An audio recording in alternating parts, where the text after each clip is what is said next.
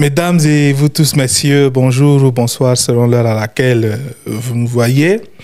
Je suis heureux de revenir sur cette plateforme, le Blédard Podcast, et je vous souhaite la bienvenue à ce nouveau numéro où je reçois des personnes très très intéressantes, des intellectuels de haut standing, des gens avec qui les conversations sont très instructives et puis très intéressantes. Donc j'ai pris sur moi de partager avec vous le type d'échange qu'on a. En réalité, le numéro d'aujourd'hui, c'est une extension des conversations qu'on a souvent hors caméra. Et donc, le numéro sera axé autour de la réaction, ou en tout cas d'analyse de l'actualité tchadienne d'abord, puis africaine. Et puis voilà. Donc, avant de pouvoir plonger dans le vif du sujet, parce que je ne vais pas faire de commentaires, je veux qu'on aille droit au but, je vais donner la parole aux invités pour qu'ils puissent déjà se présenter ce qu'ils font dans la vie. Et puis voilà, avant qu'on ne puisse aller sur leur opinion par rapport à l'actualité tchadienne et africaine. Donc, bonjour à mon voisin et bienvenue sur Blédard Podcast. Merci bien, cher ami Eric. C'est toujours un plaisir de retrouver tous les auditeurs de Blédard Podcast, mais aussi ceux qui regardent en vidéo, on va dire. Donc, c'est vraiment un plaisir. Donc voilà, je me représente à nouveau pour ceux qui peut-être nous rejoignent aujourd'hui. Donc c'est Benjamin Alamni-Minda. Je suis doctorant en droit international et je suis spécialisé en droit international économique. Je suis actuellement en cours de recherche et voilà, et puis voilà, en parallèle auteur aussi de quelques ouvrages. Donc voilà, je m'intéresse beaucoup au continent africain, je m'intéresse beaucoup aux sujets qui brûlent aussi par rapport au Tchad. Donc voilà, c'est à ce titre-là qu'à chaque fois avec Eric, on a souvent des échanges assez passionnés et très intéressants dont l'objectif est de s'instruire et de grandir mutuellement. Voilà. À mes côtés aujourd'hui, à nos côtés finalement, le docteur William qui nous rejoint, donc je lui laisse le temps de se présenter beaucoup plus en profondeur. Ouais. Merci beaucoup, cher Eric, cher Benjamin, pour cette invitation.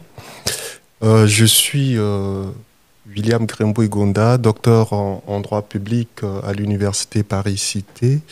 Je suis intéressé par la question africaine, notamment la question politique africaine en général, et aussi tout ce qui touche à la gouvernance en Afrique. C'est pour moi un plaisir de partager avec vous mon point de vue sur les sujets brûlants de l'actualité africaine autour de cette équipe vaillante. Et je pense que ça sera un très bon moment pour échanger et puis nous donner mon point de vue sur les différentes questions qui seront débattues lors de cette émission. D'accord. Merci beaucoup. J'ai envie de dire docteur S pour faire le pluriel. Mais je voudrais, avant d'aborder la première actualité, faire une mention spéciale parce que l'une de nos particularités, c'est qu'on a des radios communautaires qui sont partenaires. Donc, pendant que nous avons cet échange ici, nous avons des gens qui sont aux alentours de SAR, donc avec la radio Lotiko, Doba, la voix du paysan, la radio de Mundu,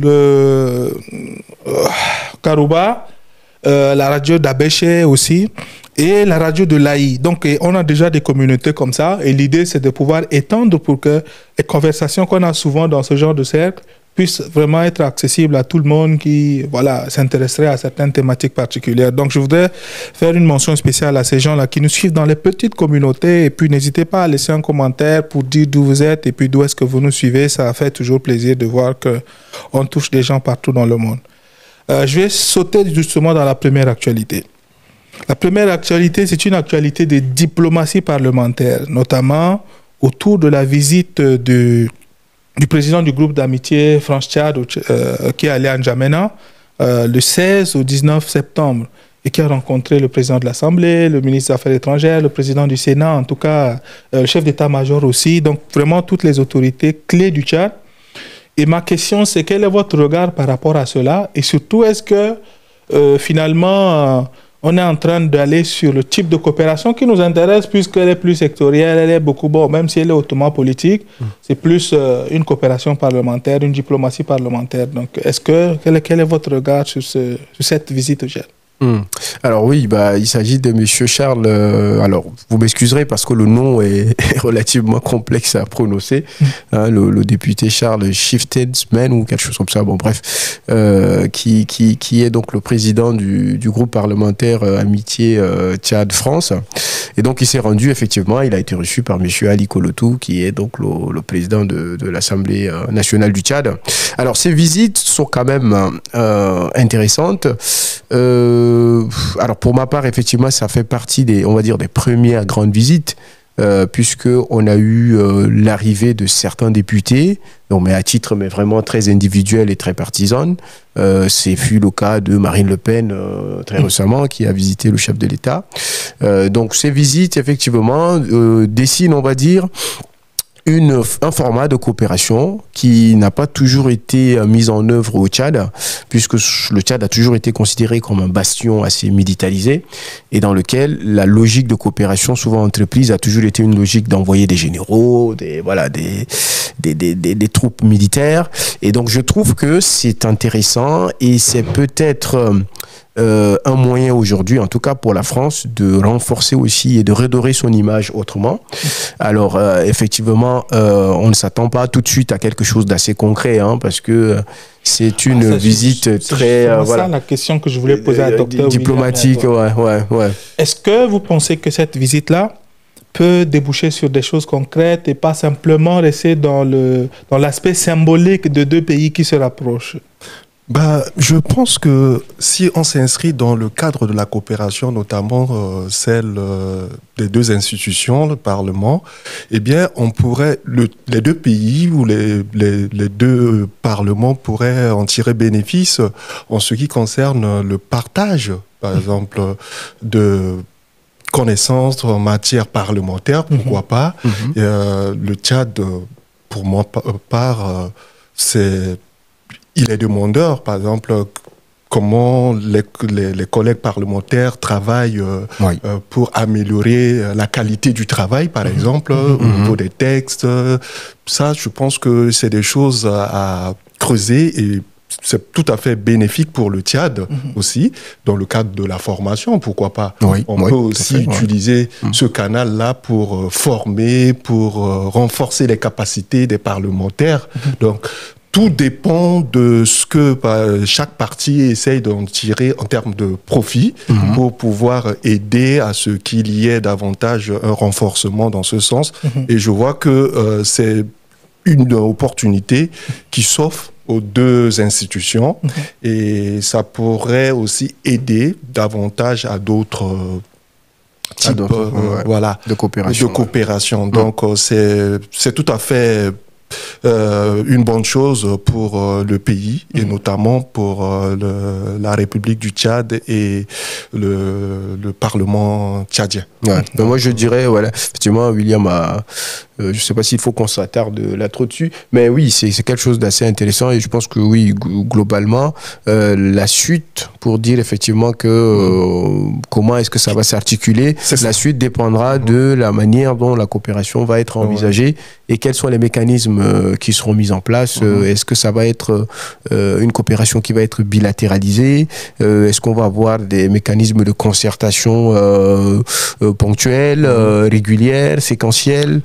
Je pense que tout ça... tout dépendra de ce qu'on décidera de mettre. Tout à fait. Donc, il faut donc créer, peut-être qu'il y a une routine qui visiblement pourrait se créer. Et alors moi, effectivement, la portée de cette visite, pour moi, c'est que ça donne une autre image d'un type de coopération qui n'a pas toujours été évidente jusque-là, parce qu'on a toujours été plutôt dans une coopération de défense et de sécurité. Ok, je voudrais essayer d'aborder un autre angle que celui que vous avez évoqué. Il y a le contenu, donc la réalité de cette coopération, mais il y a aussi un élément de perception. Le Tchad n'a pas arrêté de dire qu'effectivement, il avait une politique internationale qui est décomplexée, donc il travaille avec qui il veut, quand il veut. Et on voit le contexte africain où les gens sont plus crispés et qui préféreraient que il faut travailler plus avec tel pays qu'un autre. Est-ce que finalement le Tchad, en développant d'autres axes de coopération avec la France, n'est pas en train de se retrouver à adopter une politique qui est un peu contraire à celle de ses voisins. Je pense pas. En fait, jusqu'à maintenant, le Tchad n'a pas rompu de relations avec la France. Certes, il y a eu une bascule, il n'y a pas plus longtemps, au niveau militaire, puisqu'il y avait encore la base française au Tchad. Et c'est tout à fait normal qu'à un moment donné, le Tchad, étant un pays souverain, a décidé de revoir les choses. Même au niveau militaire, cette coopération demeure, mais sous une autre forme ou sous un autre schéma. Et aujourd'hui, lorsqu'on parle, par exemple, de la diversification de relations du Tchad avec les autres pays, ça peut être la Russie, c'est tout à fait normal pour l'État tchadien. Et rien n'empêche le Tchad d'aller vers la Russie, développer une relation, ça peut être dans le domaine de recherche, là où les Russes excellent, eh bien, le Tchad peut aller sur ce domaine-là. Avec la Chine, pareillement, le Tchad peut aussi développer ses relations avec ces pays. Donc, pour ma part, tout dépendra de ce qu'on met dans ces relations et que ça soit bénéfique au peuple tchadien. C'est ce qui est important. Et aussi, il faut que ça soit vraiment une diplomatie ou encore une diplomatie dynamique qui soit vraiment, qui prend en compte les besoins des Tchadiens, peu importe le pays. Et si on arrive à comprendre que voilà, le besoin ou encore l'intérêt du peuple tchadien qui prime dans ces relations et que le peuple arrive à se retrouver dans ces relations, je ne vois pas le problème. Voilà. Donc, que ce soit la France, la Russie, les États-Unis, il va falloir que cette relation arrive à donner quelque chose aux Tchadiens. Porter des fruits pour les Tchadiens. D'accord, belle conclusion. Je voudrais, si vous le permettez, qu'on passe à la prochaine actualité. Le 17 septembre, il y a eu un acte qui, pour un avocat, c'est passionnant. En tout cas, pour quelqu'un qui aime le droit, c'est passionnant d'analyser cela. Mais en réalité, c'est un acte qui a causé beaucoup de discussions. C'est notamment le retrait de nationalité, la déchéance de nationalité de deux journalistes, notamment Sharfadine Galmaï et de Makaïla Ngebla. Donc, bon, les deux sont plus ou moins, on va dire ça comme ça. Et ces deux personnages, c'est des critiques assez acerbes de N'Djamena, du pouvoir en place, à travers notamment Tchadouane qui fait des révélations de beaucoup de choses que les gens ne savaient pas et qui sortent et finalement l'État prend le train. Mais d'un côté, on a des gens qui estimaient qu'effectivement, c'est un acte juridique cohérent, bien sûr, des gens qui soutiennent le gouvernement dans cette décision, qui se disent qu'effectivement, il y a une disposition qui permet d'avoir une déchéance de nationalité, même si les termes sont remis en question par d'autres qui estiment que c'est un outil politique. On a utilisé la déchéance de nationalité simplement pour faire taire des gens qui disaient des choses qu'on n'aimerait pas forcément dites à haute voix. Donc, de quel côté pencherez-vous lorsqu'on voit qu'effectivement des activistes qui sont réfugiés politiques ici en France ont été déchus de la nationalité tchadienne? Bon, je pense que peu importe le bord politique de chacun ou des opinions des uns et des autres, personne ne peut se réjouir que des Tchadiens soient déchus de leur nationalité. Personne. D'un point de vue de principe. Et effectivement, pour la bonne et simple raison qu'on n'a pas deux pays de rechange. Et alors, il y a effectivement sur le plan juridique, la Constitution dit que l'acquisition ou les conditions et les modalités d'acquisition de la nationalité, ainsi que les conditions dans lesquelles l'on peut déchoir un individu de sa nationalité sont fixées par la loi. Bon, c'était un décret qui a été pris. Bon. Bref, mais donc ça veut dire que d'un point de vue constitutionnel, il y a quand même un cadre juridique très rigoureux qui est renforcé pour arriver à la conclusion qu'on va déchoir quelqu'un de sa nationalité. Donc, je pense même que sur le plan juridique, il y a sujet à débat.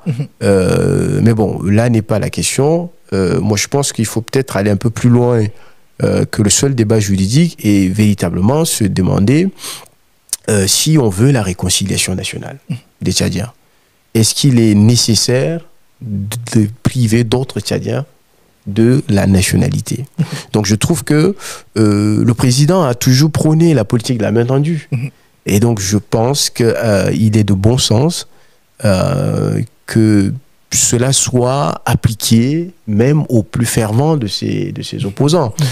Il a organisé en 2021 à Doha une conférence qui a réuni donc tous les partis politiques ainsi que les politico-militaires. Il a ramené des gens au pays. Il y en a qui participent à son gouvernement.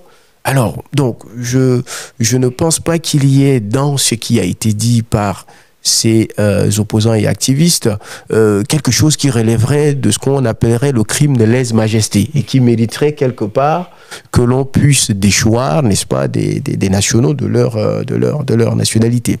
Et d'autre part, donc sur le plan déjà constitutionnel, la déchéance est très rigoureusement encadrée. Et d'autre part, au niveau international, le Tchad est parti à la Convention internationale contre la lutte contre l'apatridie.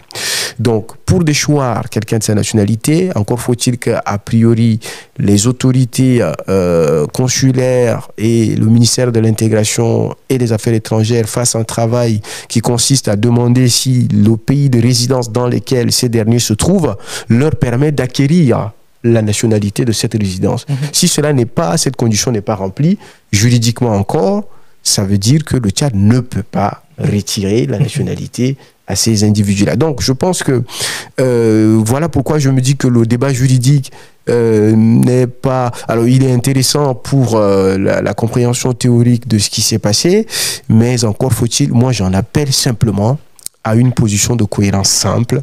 Le président a dit que je suis là et j'ai tendu la main à tout le monde. Eh bien, je pense que il est nécessaire que cette main tendue soit encore plus élargie. Voilà. Mais docteur, est-ce que je voudrais savoir, de façon générale, hein, c'est peut-être l'exemple tchadien, mais je voudrais pouvoir l'étendre à d'autres pays aussi. Lorsqu'un État africain pose ce genre d'acte, surtout que dans le contexte du Tchad, pour légitimer cela, on a vu des médias qui ont sorti même des papiers pour dire qu'effectivement, ils ont acquis la nationalité française, ce qui n'était pas le cas.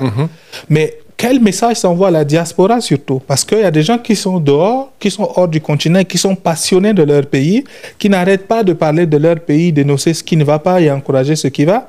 Mais finalement, lorsqu'on dit quelque chose qui ne va pas, on sait qu'il y a déjà jurisprudence dorénavant que l'État peut décider d'une déchéance de nationalité sous des prétextes qui sont assez discutables. Hein. Donc, quel message ça peut envoyer à la diaspora africaine ou en tout cas dans le cas président tchadien qui... Je pense que c'est une tendance aujourd'hui en Afrique où on utilise tous les moyens pour museler ses adversaires. Et si, quand j'ai bien suivi Benjamin, politiquement, juridiquement, ça reste discutable. Parce que est-ce que les conditions de retrait de la nationalité de ces deux citoyens tchadiens ont été réunies? Je pense pas. Je peux dire que voilà. Non. Et si c'est par un décret, on peut dire que c'est le fait du prince. Donc il peut se lever et se permettre de faire qui est tchadien ou qui ne l'est pas. Et c'est bien dommageable d'arriver là, parce que pour avoir été critique envers un régime et se voir privé de sa nationalité. Je ne pense pas que ces gens, eux, ils régnent le Tchad. Ils ont le Tchad en eux. Et ce que on peut déplorer aussi, surtout pour la diaspora, c'est que aujourd'hui, lorsqu'on veut être critique envers le régime installé, que ce soit à N'Djamena ou dans d'autres pays africains. À Bangui aussi, il y a une clause constitutionnelle. Hein. On est très mal vu, perçu. Ouais. Or, on exclut cette richesse qui est la diaspora. Faire un pays, l'effet par exemple de critiquer un régime, ça pourrait être bénéfique pour le régime afin de pouvoir améliorer la manière de gouverner. Vous voyez un peu. Donc, c'est triste qu'on arrive à ce stade pour pouvoir brandir cette déchéance vis-à-vis de ces Tchadiens, tout en ne respectant pas les principes fondamentaux ou qui pourraient conduire à l'apatridie. Parce que le Tchad se contredit. Si, quelque part, si je comprends bien, est un parti qui combat l'apatridie et que il se trouve que ces deux, pour moi, ils restent tchadiens. Vous voyez un peu, ils restent tchadiens et qui se retrouvent apatrides. On n'a pas pu vérifier s'ils ont une autre nationalité ou pas. Mais c'est une mauvaise alerte lancée à l'endroit de la diaspora qui pourrait valablement contribuer chacun par sa manière au développement, que ce soit du Tchad, de la Côte d'Ivoire, de la Centrafrique, lorsqu'on va jusqu'à brandir le retrait de la nationalité à ses citoyens. Je pense que c'est le plus dur. Oui, c'est le plus dur pour... D'accord, je voudrais qu'on passe à la prochaine actualité une fois de plus. Et c'est l'actualité par rapport à la révision de la constitution tchadienne. Entre le 3, je pense que le texte a été adopté le 3 et puis le 9, il y a eu promulgation. Donc, c'est un processus qui est assez rapide. Et certaines des dispositions, notamment la limitation de mandat et puis l'extension de 5 ans à 7 ans.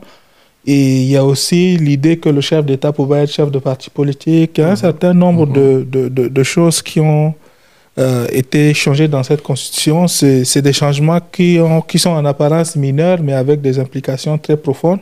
Donc, je voudrais savoir, pour vous, est-ce que ce n'est pas d'un côté une sorte du fonctionnement de la dictature de la masse, comme on dit en conformité avec le principe démocratique, ou bien c'est simplement une stratégie pour concentrer tout le pouvoir sur l'exécutif et puis voilà, enlever tout pouvoir à d'autres organes et puis toujours garder le pouvoir aussi longtemps que possible. Par rapport à non-limitation des mandats. Non-limitation, l'extension de 5 ans à 7 ans, et puis voilà, donner essentiellement le pouvoir au président d'être président de la République et président d'un parti politique simultanément. Le plein pouvoir. Voilà.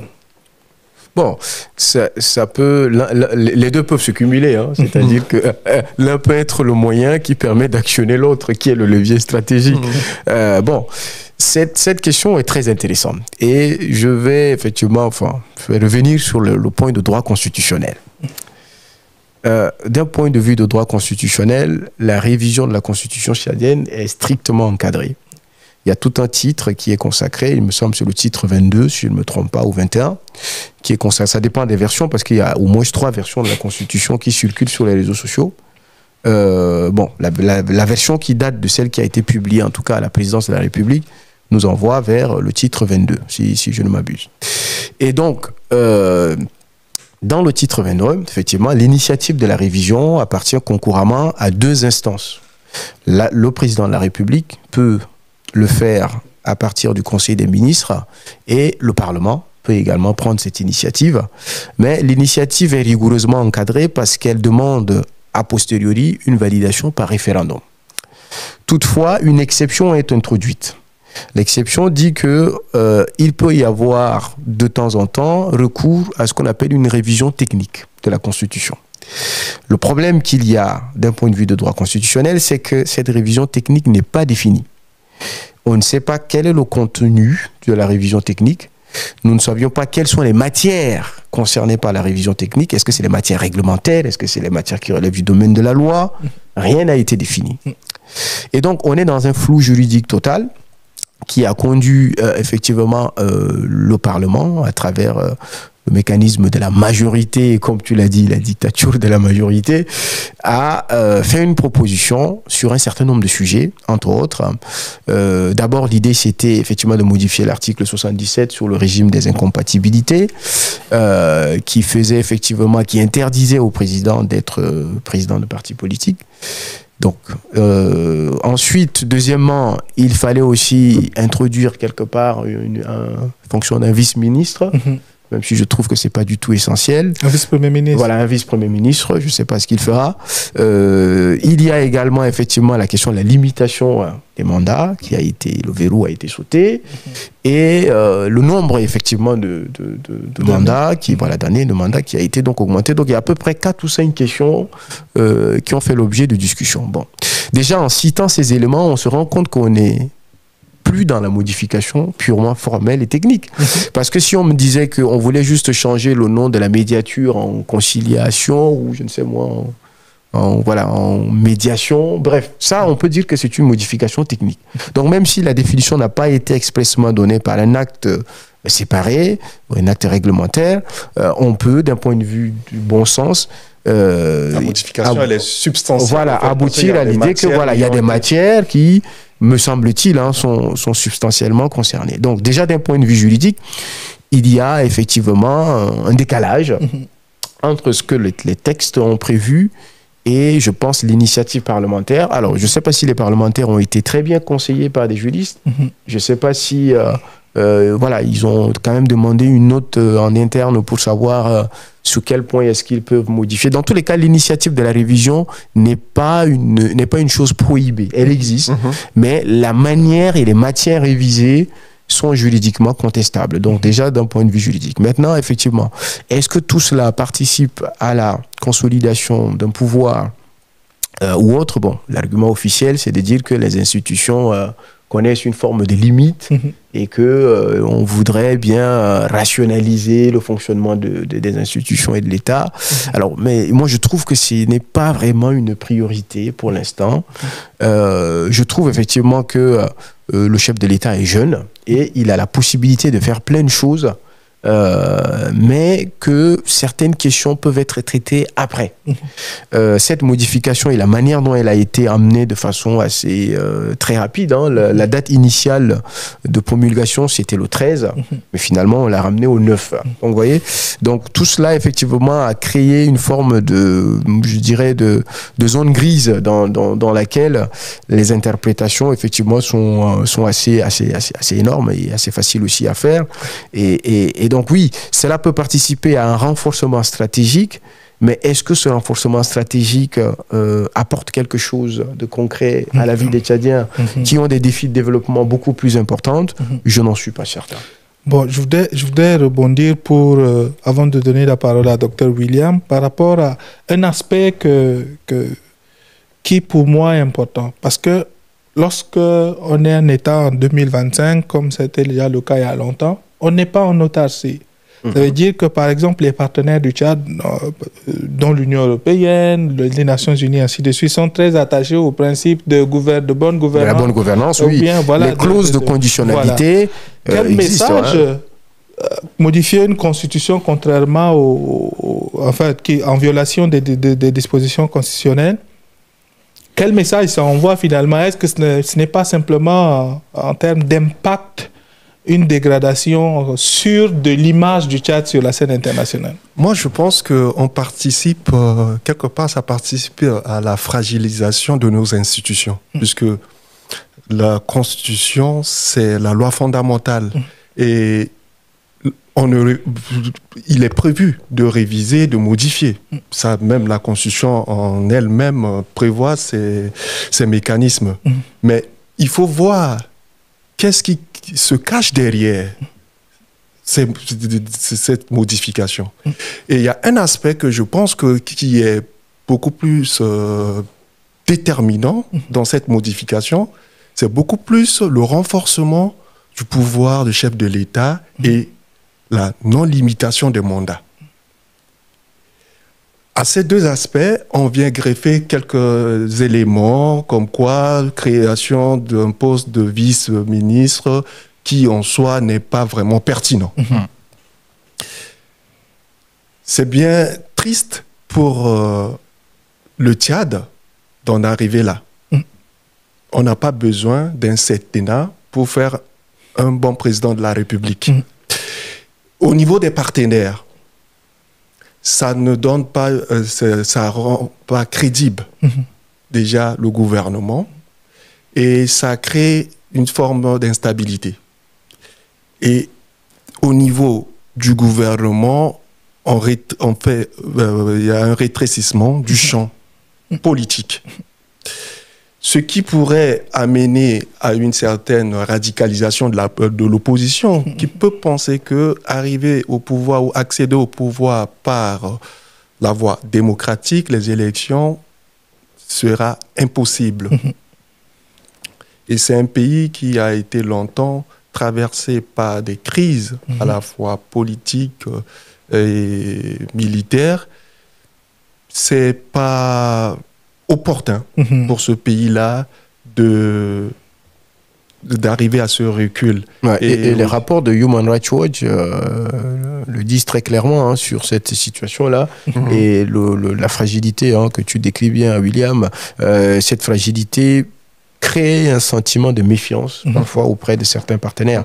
Alors évidemment, l'Union européenne est encore là, les autres pays sont encore là, mais je veux dire, ça crée quand même quelque chose qui n'est pas très intéressant à voir, d'autant plus que le président, comme je le rappelle, il a toujours dit que je tends la main.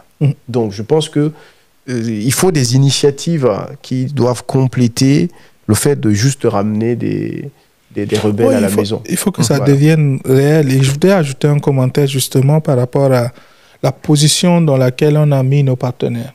On a besoin d'eux et on va les solliciter.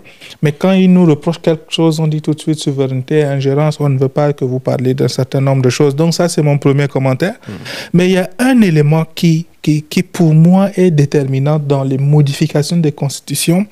C'est le rapport que le peuple entretient avec sa constitution.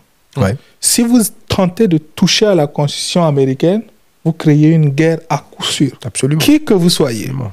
Parce que le peuple a conscience que c'est nous qui avons mis ça sur pied. Modifier une constitution, ça veut dire qu'il faut remettre en question ce que nous on a dit. Alors que nous sommes les seuls à pouvoir remettre ça en question. C'est le pacte social, c'est ce que Rousseau dit. Tu parles de citoyens actifs. Voilà. Il faut qu'on arrive à avoir des citoyens actifs dans nos États. Voilà. Mais si on n'a pas des citoyens actifs ou on a des citoyens qui sont là, excusez-moi le terme, souvent je dis dans le cadre centrafricain, c'est que c'est des citoyens artificiels, de pacotille. Et on utilise, lorsque ça arrange le pouvoir, et donc il faut qu'on arrive à avoir de véritables citoyens actifs afin de pouvoir veiller sur la Constitution, parce que Exactement. La Constitution appartient au peuple. Et pourtant, dans la plupart des pays africains, les gens pensent que la Constitution, c'est pour l'État, c'est pour le président, c'est pour les grandes institutions. Ils ne se sentent pas impliqués parce qu'il n'y a pas un travail pédagogique qui permet aux gens de savoir ce qu'on a décidé là-bas. Voilà comment ça vous affecte au quotidien. Et donc, voilà à peu près ce que je voulais ajouter comme commentaire avant qu'on bascule sur la prochaine actualité. Il y a beaucoup de choses à dire sur les modifications constitutionnelles en Afrique. Il y a beaucoup. Je pense qu'on pourrait faire un numéro spécial pour ça. Et peut-être que ça viendra à l'avenir. Mais bon, pour le moment, comme ça fait un moment qu'on n'a pas fait, on va baliser un peu un certain nombre d'actualités. La prochaine actualité, on reste pas justement en termes de coopération parce que le Tchad a tenu le 8 octobre. Parce que pour ceux qui suivent, là on est allé de septembre, là on est en octobre, on est au 3 octobre, mais là je parle du 8 octobre. Il y a eu le dialogue Tchad-Union européenne qui a eu lieu et qui traitait des questions de coopération économique, humanitaire. Et c'est quoi le troisième aspect? Sécuritaire. C'est les trois aspects qui ont été discutés par rapport à cette assise du 8 octobre.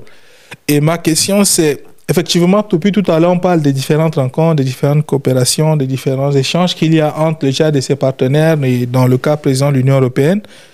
Est-ce que finalement, ces échanges-là, on est toujours dans les arcanes de la diplomatie, donc on fait du formalisme ou bien des rencontres symboliques, ou alors lorsqu'on a ce genre d'échange, ça aboutit quand même à faire évoluer, que ce soit la politique économique, humanitaire ou sécuritaire, surtout que ce que les peuples africains n'arrêtent pas de dire à l'Union européenne, c'est qu'effectivement vous travaillez avec les dirigeants, pas avec le peuple. On n'est pas impliqué dans ça. Et depuis des années, on ne voit pas l'Union européenne faire un pas en changeant sa politique économique pour dire on travaille directement avec le peuple, que ce soit à travers différentes entités. Mais quel est justement votre regard sur le fait que il y a toutes ces rencontres? parfois on a l'impression que c'est symbolique, parfois on a l'impression que certaines choses bougent, mais pas vraiment aussi. Donc, est-ce qu'on est dans ce scénario ou bien il y a des chances que ça aboutisse à quelque chose de bien? Bon, alors je pense que c'est une rencontre qui s'inscrit dans l'accord de Samoa. L'accord de Samoa, Samoa, c'est la ville, pour ceux qui ne savent pas. Donc, l'accord de Samoa, c'est un accord qui est signé entre l'Union européenne et les 79 pays membres d'Afrique, des Caraïbes et du Pacifique. Donc, c'est un accord vraiment très élargi qui remplace l'ancien accord de Cotonou, qui lui fait un peu office de cadre de coopération entre, on va dire, l'Afrique, l'Union européenne, les Caraïbes et le Pacifique. Donc ça fait 4 continents. Bon, c'est une visite qui s'inscrit dans le cadre de cet accord-là. Et le Tchad, effectivement, il y a 3 sujets principaux qui intéressent l'Union européenne. C'est la migration, c'est la question sécuritaire et c'est la question humanitaire. Donc, ce sont ces 3 sujets qui concernent beaucoup plus l'UE. Alors, bon, ce dialogue, effectivement, alors moi, je dirais que c'est un dialogue qui permet à l'UE aussi de faire un peu un bilan des financements déjà qu'elle a octroyés. Je ne me souviens plus des chiffres, mais aux dernières nouvelles, ça avoisinait déjà quasiment les 100 millions d'euros. Hein, voilà. Quasiment les 100 millions d'euros en termes de financement pour tout ce qui est crise humanitaire par rapport aux retournés du Soudan et tout ça. Donc, je pense que c'est une discussion qui s'inscrit un peu dans le sens de faire un bilan. Et ensuite, d'autre part, l'Union européenne se prémunit aussi des problèmes relatifs à la migration. Donc, d'où le deuxième sujet assez intéressant aussi de ces échanges-là. Je ne sais pas si vous vous souvenez, mais on avait proposé entre-temps à Déby-Père de pouvoir créer comment on appelle ça, un centre de traitement des demandes d'asile au Tchad. Voilà. C'était en 2017 d'ailleurs. Nicolas Sarkozy s'était déplacé personnellement pour ça, avant que Macron ne soit élu. Donc, pour vous dire que le Tchad reste toujours dans la vision de l'Union européenne un État stratégique qui permet de gérer tout ce qui se passe au niveau de la bande sahélo-sahélienne, parce que il y a aussi un petit couloir de migration qui passe par le Tchad, qui remonte un peu vers Agadez, à travers le Niger, et qui par la suite peut déboucher un peu plus tard dans la Méditerranée et qui donc va bien sûr amener vers l'Europe. Donc il y a cet aspect-là aussi qui entre en jeu. Donc oui, alors vous me dites effectivement que est-ce que les populations se sentent concernées et tout. Bon, on va dire que la seule dividende que les populations arrivent à percevoir, c'est la dividende humanitaire qui tout de suite s'exprime par le PNUD, l'OHR ainsi que les autres organisations annexes à l'Union européenne lorsque cela arrive. Maintenant, oui, sur le plan du développement économique, c'est beaucoup plus difficile. Et pourtant, c'est ce qu'il nous faut. C'est-à-dire que vous ne pouvez pas vouloir enrayer la sécurité et oublier l'aspect développement. Donc, je pense que ce dialogue aurait tout à gagner si, en plus des 3 sujets qu'on a abordés, on y rajoute l'aspect dimension de développement économique au niveau interne, avec véritablement voilà, l'idée de mettre en place des plateformes de création de chaînes de valeur réelles avec le Tchad. Ça serait très intéressant, mais voilà, si l'Union européenne n'est intéressée que à sauvegarder ses frontières extérieures en allant aussi loin que possible pour simplement garder les gens dans des zones, je trouve que ça serait dommage. D'accord. Je voudrais ensuite qu'on... Je ne sais pas si William... Non, je pense que je serais dans la même voie que toi. En fait, il y a de quoi à revoir ces relations entre l'Union européenne, pas que avec le Tchad, mais avec les autres pays partenaires. Et j'aimerais revenir sur un aspect, surtout la dimension économique de ce partenariat. Bien souvent, on voit que l'Union européenne, c'est vrai, il y a cette dimension qui essaie tant bien que mal d'être mise en place, mais on a tendance souvent dans ce type de relations, c'est l'aspect humanitaire avec le déploiement des ONG. Et ça, j'ai toujours été critique en ce qui concerne le cas centrafricain. On ne développe pas un pays avec les ONG. C'est clair. À la place des ONG, il faut beaucoup plus envisager des PME. Voilà. Ouais. Donc, il faut beaucoup plus, et ça sera beaucoup plus dans la dimension économique du partenariat qu'on pourrait, voilà, mettre en place ces PME qui vont employer cette jeunesse-là qui erre ou cette jeunesse qui a cette tendance-là d'aller vers le nord. Et nos pays, et notamment le Tchad, ne doit pas servir d'un sous-traitant en matière migratoire en Europe. D'ailleurs, les Africains se déplacent beaucoup plus en interne, c'est-à-dire sur le continent. Donc, sur cet aspect, il faut que la coopération soit beaucoup plus centrée sur la dimension économique. On arrive à remplacer les ONG par les PME. Voilà, il faut avoir vraiment des acteurs économiques locaux pour répondre à nos besoins. Donc, c'est ça que nos pays doivent mettre vraiment en relief. Ok. Ma prochaine question, je ne sais pas si le docteur William connaît l'artiste Raiskim. Bon, donc je pense que c'est surtout à Benjamin que j'ai posé cette question.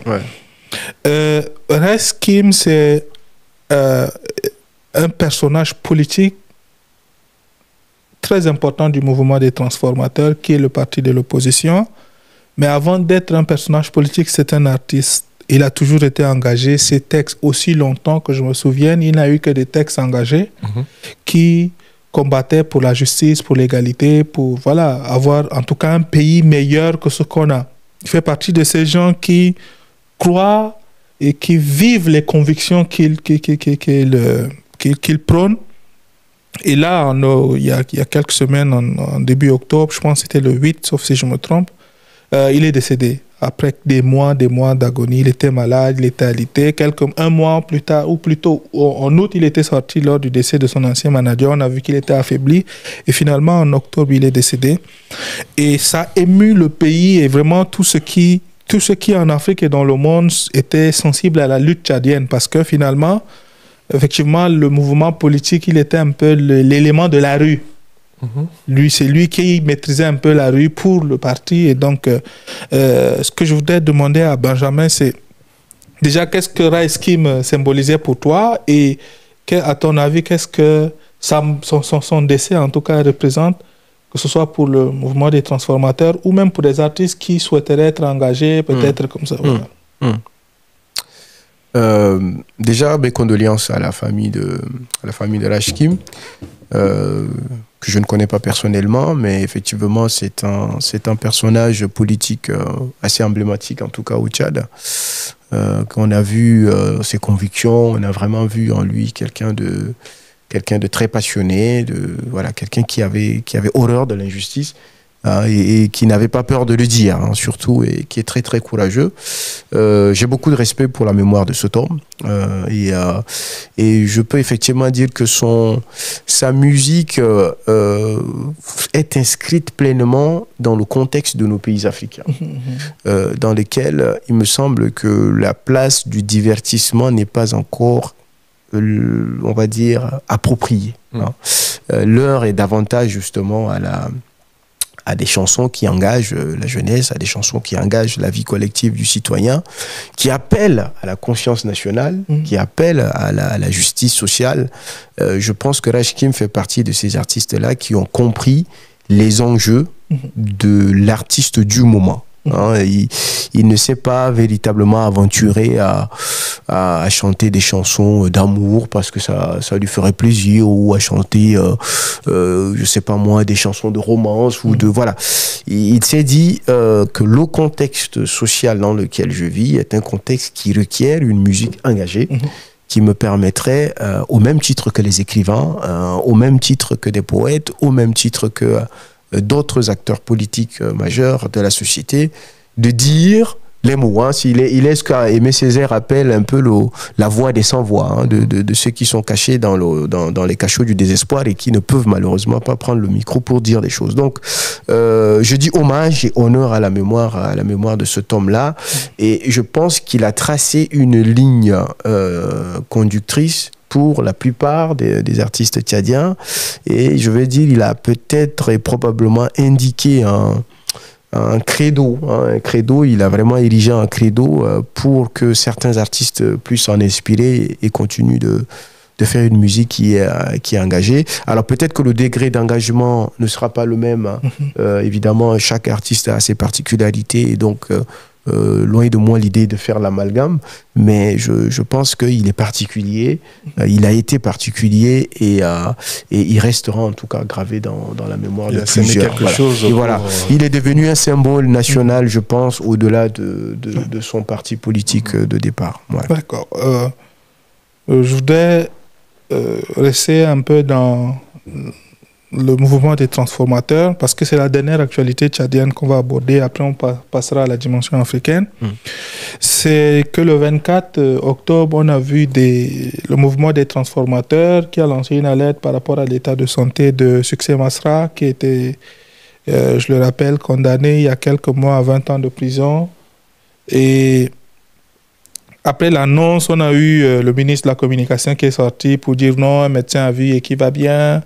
Et il y a beaucoup de bruit autour de son état de santé. Même ce soir, j'ai vu qu'il y avait un appel du parti à sortir pour revendiquer vraiment qu'on l'autorise à se soigner. Si cela requiert une évacuation, qu'il puisse être évacué pour pouvoir profiter des soins. Et puis bon, le régime qui dit qu'effectivement, non, il n'y a rien, il ne faut pas s'inquiéter, tout va bien. Est-ce que... j'ai une question en deux parties. La première partie, c'est est-ce qu'en se comportant ainsi, le régime n'est pas en train de renforcer une certaine perception d'un climat répressif à toute voix discordante, et par la même occasion, en démontrant à tous ses partenaires qui n'arrêtent pas de dire on veut la démocratie, on veut l'état de droit, on veut la liberté, qu'effectivement, c'est des mots qu'on utilise, mais chez nous, on n'en a rien à faire. On ne veut pas savoir.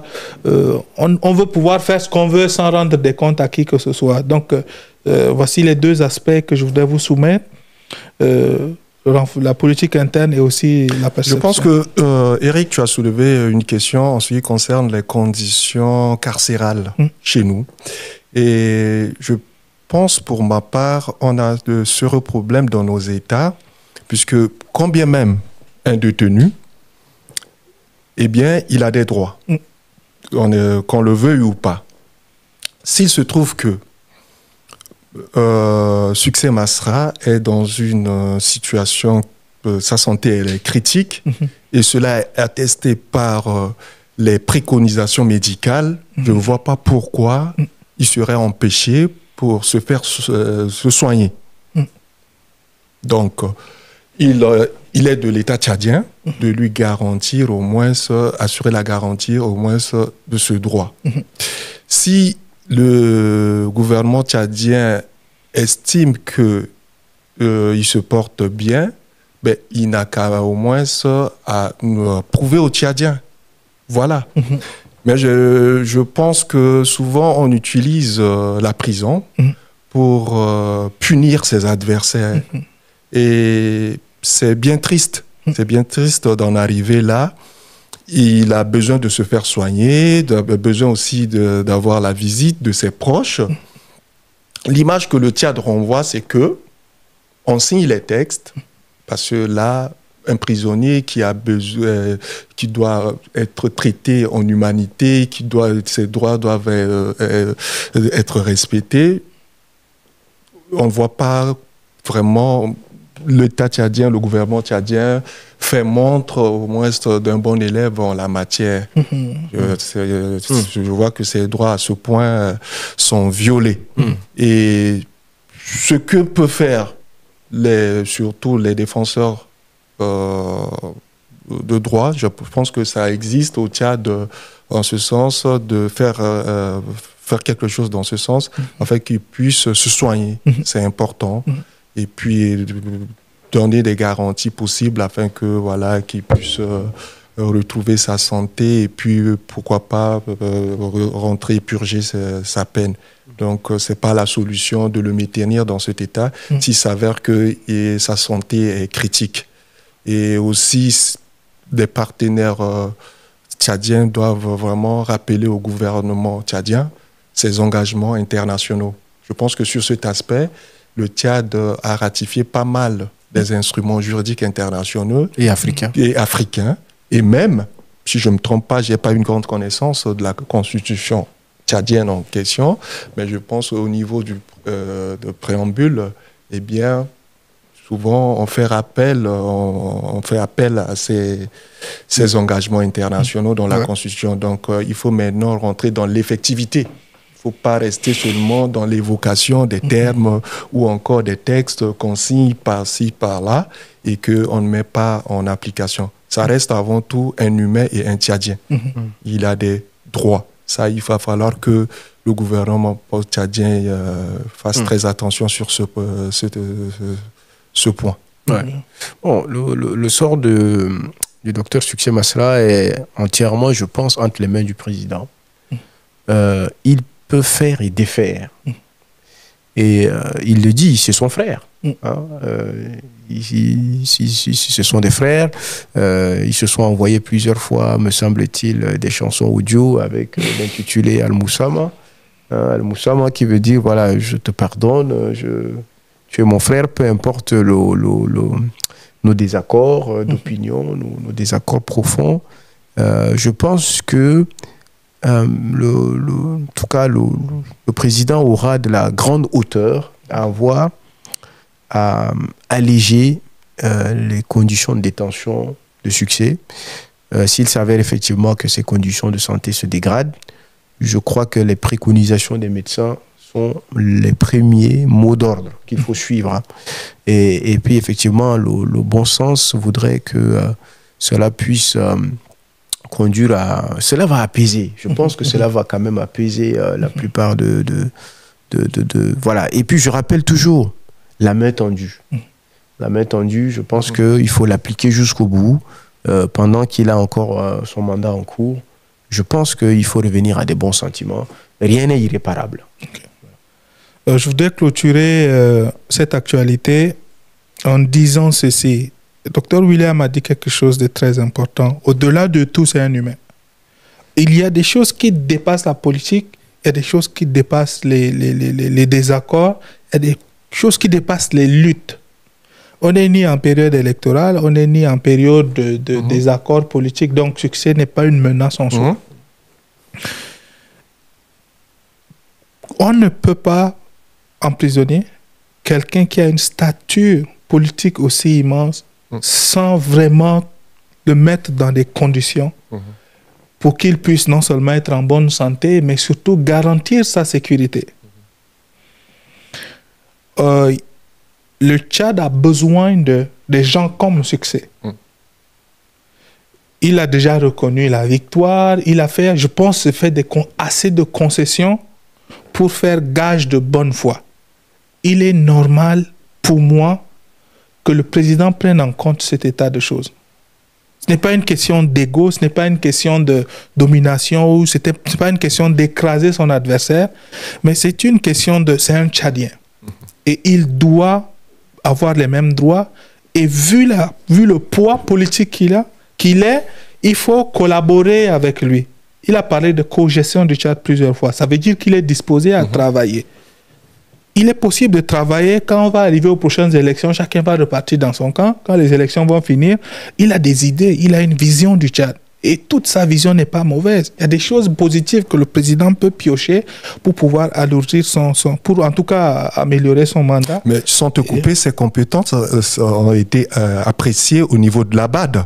Donc c'est une ressource, il faut que le Tchad protège cette ressource. Ouais. Totalement. On va continuer notre échange autour de l'actualité africaine. L'actualité tchadienne, on l'a clôturée. Et l'actualité africaine est rythmée, en tout cas l'actualité récente a été rythmée par une série d'élections controversées. Et je voudrais commencer par la première, le 27 octobre, l'élection en fait qui a eu lieu le 23, avec des résultats le 27 ou je ne sais plus quoi, au Cameroun. Au Cameroun, ouais. Et Paul Biya, qui a 92 ans, je pense, oui, a été réélu pour un 8e mandat. Je suis... C'est très amusant pour moi, d'une certaine manière, mais ça m'attriste aussi d'une autre manière. Aujourd'hui, les résultats, la proclamation des résultats crée des tensions. Il y a beaucoup de morts. Il y a Issa Chiroma, qui est l'opposant, qui revendique une victoire en produisant des preuves. Et et l'ECAM qui a aussi proclamé Paul Biya qui est comme vainqueur de cette élection-là. Ce que je voudrais savoir, c'est que cette victoire de Paul Biya, est-ce que ce n'est pas finalement une consolidation d'un système qu'il a toujours utilisé pour rester, ou bien franchement c'est un peu la goutte de trop en fait au Cameroun? William, tu veux? Je pense que la question camerounaise, parler d'une victoire, je pense que c'est... Il n'y a pas de victoire puisque c'est un système qui est mis en place pour perdurer un système aussi bien vicieux. L'homme en soi, on sait qu'il n'a plus ses facultés. Excusez-moi, je ne suis pas son médecin, mais à 92 ans, il serait à ce moment peut-être quelque part en train d'être entouré de ses petits-enfants et puis peut-être mettre au profit du Cameroun ses expériences, ses compétences, voilà. Mais bon, on est dans ce que, je veux dire, le professeur Pierre-Olivier de Sardan nomme les 4 prisons du pouvoir. Et là, aujourd'hui, le Cameroun, on peut dire que le président Paul Biya, il est prisonnier de ses courtisans et de ses proches. Et on s'attendait à autre chose. Que ce soit moi qui viens de l'Afrique centrale, vous, Tchad, on veut que notre région mérite mieux que ça. Mérite mieux que ça. Le problème qui est là aujourd'hui au Cameroun, eh bien, on voit qu'il y a un clivage qui est là. Rien n'est encore résolu et on ne sait pas exactement quelle issue on pourra cela pour aboutir. Mais bon, les Camerounais ne manquent pas d'intelligence, ça, il faut le dire.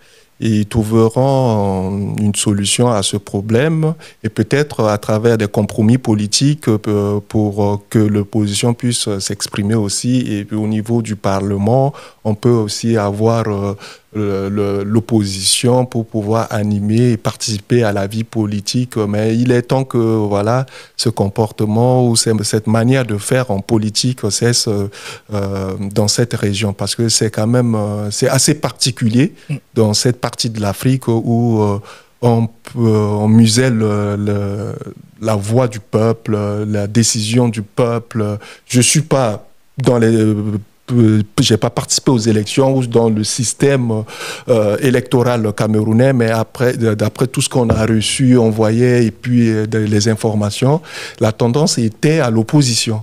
Bon, on a été surpris, ça c'est le système qui a voulu conserver le pouvoir. Mais on espère que les choses pourront évoluer autrement et puis éviter le pire au Cameroun. Ouais, je suis d'accord avec ce que mon cher ami William dit. C'est un paradoxe. C'est un paradoxe absolu. Le paradoxe africain. Ce que Jean-François Bayard considère comme étant l'exceptionnalité africaine, la longévité des mandats dans les pays, on va dire quoi, néo-patrimoniaux, où la gestion du pouvoir est patrimonialisée, autour d'une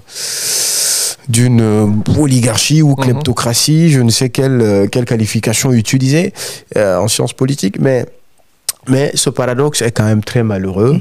Alors, effectivement, des solutions ont souvent été données.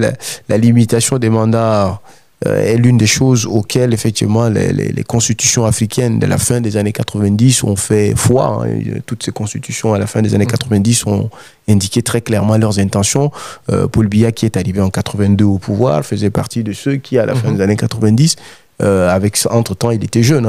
Dans sa jeunesse, il prenait effectivement cette idée de rendre le Cameroun plus démocratique, moins dépouillé financièrement et corrompu. Mais on s'est rendu compte, effectivement, après des années de gestion du pouvoir, que le résultat est très décevant. Et ces longévités au pouvoir n'ont jamais produit des résultats économiques intéressants pour le peuple. Et c'est ça qui est très malheureux. On se demande, mais alors si le dictateur ou le dictat, c'est lui qui impose son dictat, qui est là, s'il ne veut pas quitter le pouvoir, mais au moins est-ce qu'il travaille, au moins est-ce qu'il réalise des choses. Or, ce n'est pas le cas. Donc, il a fait un seul meeting cette année. Donc, vous voyez, le parallèle avec la Côte d'Ivoire, Ouattara en a fait 8 meetings. Il a quand même 10 ans de moins que Paul Biya. Donc, voilà, il en a fait 8. Paul Biya en a fait un seul meeting dans lequel même les membres effectivement des hautes institutions camerounaises, je pense que le plus jeune parmi les 5 institutions camerounaises à 62 ans. C'est la gérontocratie. Voilà, une gérontocratie, exactement. Donc je pense que cette situation ne reflète plus l'état de la jeunesse actuelle. Qu'il ait gagné, qu'on ait proclamé des résultats, sincèrement, c'est paradoxal. C'est paradoxal. C'est compliqué. Et le problème, c'est qu'il y a un risque d'embrasement social qui existe et qui est réel. Le risque, il est déjà... Il faut parler du discrédit sur le résultat des élections au Cameroun. On a mis plus de 2 semaines. Là où on pouvait donner les résultats le soir, le soir du scrutin. Donc il y a des choses, je pense aussi qu'il faut revoir au niveau aussi du mécanisme du vote. On est dans la modernisation, il faut innover aussi. Je ne crois pas que Paul Biya dirige le pays ces 10 dernières années. Mais en réalité, moi j'étais formé au Cameroun. J'étais formé à l'IRIC au Cameroun et je sais de sources sûres, par expérience, que les Camerounais méritent mieux. C'est ça. C'est un peuple très intelligent. Il y a tellement d'intellectuels. Il n'y a aucune raison de rester cloîtré autour des tendances politiques. Et c'est comme si des gens désactivaient leur cerveau lorsqu'ils parlent de politique. C'est ce qu'on appelle, je sais pas, ils sont dans une hibernation, quelque chose comme ça, tu vois. Et puis, ça devient un fatalisme. Et franchement, on peut avoir plein d'analyses, mais honnêtement, le Cameroun mérite mieux que ça. Et ce n'est pas que le Cameroun d'ailleurs. Tout à l'heure, Benjamin l'a déjà abordé. Je pense que si on parlait de la Côte d'Ivoire, on aurait des discussions similaires. Si on parle de la Tanzanie, c'est des discussions similaires.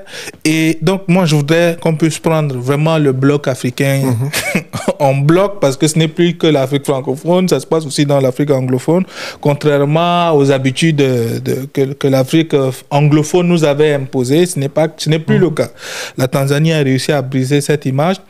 Donc, ma question, c'est est-ce qu'en 2025, on n'est pas en train de repartir à une période de l'Afrique où on était concentré sur le pouvoir central qui est fort au détriment d'une démocratie, donc plus de représentativité donc, je ne crois pas qu'on soit reparti quelque part. Je pense qu'il s'agit là d'un continuum.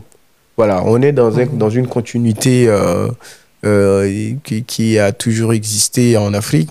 Il y a beaucoup d'analyses théoriques qui en parlent. La question de l'État néocolonial, de l'État sorti de l'État nouvellement né. Alors, il y a beaucoup d'analyses en matière de sciences politiques qui en parlent. Cette confusion totale ou cette extraversion de l'État africain à confondre ou même à sciemment perpétuer une pratique selon laquelle le patrimoine privé et le patrimoine public sont confondus, rend le paradoxe assez inexplicable. Et aujourd'hui, on est quelque part dans des points de blocage réel. Alors, les sondages disent que les Africains sont favorables à la démocratie, 66% à peu près. C'est les sondages qui ont été réalisés par des institutions américaines. Mais le paradoxe à côté, c'est que ils disent effectivement que la démocratie que nous voulons ne s'incarne pas dans nos institutions, notamment parce qu'on a des chefs qui sont forts, qui manipulent le pouvoir. Et donc, alors il y a plusieurs facteurs explicatifs dont on ne peut pas en finir d'en parler en quelques minutes qui nous restent. Mais oui, je suis confus. Et puis, totalement, enfin, je tombe de nu, quoi. Lorsque je fais le constat que on est encore en train de se lutter contre des évidences. Donc, je pense pas que ce soit un retour en arrière, comme tu l'as dit. Je pense qu'on s'est inscrit dans une continuité. On a rompu avec les partis uniques à la fin des années 90. On a proclamé le multipartisme. Et puis, curieusement, au début des années 2000, on repart tous dans des logiques où le multipartisme est proclamé de façon de façade, existe de façade, et où la réelle gestion du pouvoir se fait par un petit clan, une petite gestion, accompagnée toujours par une forte militarisation du pouvoir et qui sème de la terreur. Donc, alors, est-ce que finalement la solution la plus magique, c'est peut-être Vox Populi, Vox Dei, donc peut-être que ça sera au peuple de se réveiller un jour, mais sinon, actuellement, on tourne en rond. On ne recule pas, mais on tourne en rond. Voilà. Ben, je pense que le plus souvent, lorsqu'on parle de la démocratie en Afrique ces dernières années, on se réfère à la décennie 90, avec tout ce qu'on a connu, les conférences nationales, on aspirait au multipartisme, comme tu disais tantôt. Mais bon, parler par exemple du recul, je dirais pas du recul. Bien entendu, je m'allierais dans ta voix, c'est-à-dire c'est un continuum. Mais bon, il se pose une question en Afrique, dans nos États. Est-ce que c'est un problème du rapport avec les institutions que nous, on a en Afrique? Parce que on a vu venir des chefs d'État qui ont été applaudis à travers le monde de par leur parcours. Ils incarnaient les libertés, ils incarnaient l'ouverture. Mais une fois qu'ils arrivent au pouvoir, ils changent. Donc, c'est un paradoxe, je dirais. On peut dire, dans une analyse beaucoup plus de la science politique, c'est à la fois peut-être culturel, même si je ne suis pas beaucoup plus du tendance culturaliste de cette approche-là, mais quelque part... C'est ce que Bayard dit. Voilà. Jean-François Bayard, lui, il estime que ce qu'on considère comme étant anormal, oui, en réalité est normal. Bon, c'est ça. Ça, c'est son analyse à lui. Après, il n'a pas forcément raison. Mais donc, ouais. Je reste optimiste, et avec un monde où tout bouge, ça va très vite, avec cette jeunesse qui est hyper connectée, qui essaye, qui aspire à autre chose, et les choses pourront aussi bouger. Et aussi, il faut travailler sur certaines considérations que je pense qu'il faut, c'est une question primordiale, la question des ethnies. La question des ethnies dans nos États, je crois qu'elle est encore prégnante. Il faut aussi travailler sur ces questions, parce que si on rentre en démocratie et on reste beaucoup plus tribal et ethnique, je pense qu'au final, on fera des prisonniers du pouvoir. Donc, il faut aussi voir ces aspects, c'est très important.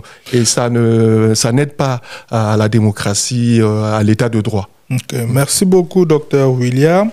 Je pense que on sera amené à créer notre version de la démocratie, celle qui est adaptée à nos réalités, à la multiplicité des ethnies dans nos pays et tout ce qu'il y a comme... Achille Bembe parle de la démocratie substantive, voilà, qui est une réflexion à mener. Alors, c'est pas un modèle, enfin, la démocratie substantive n'est pas un modèle, mais ça donne une grille de réflexion théorique qui permet, dans cela, de rechercher des modèles de démocratie substantive africaine. Mais bon, voilà. On va y arriver.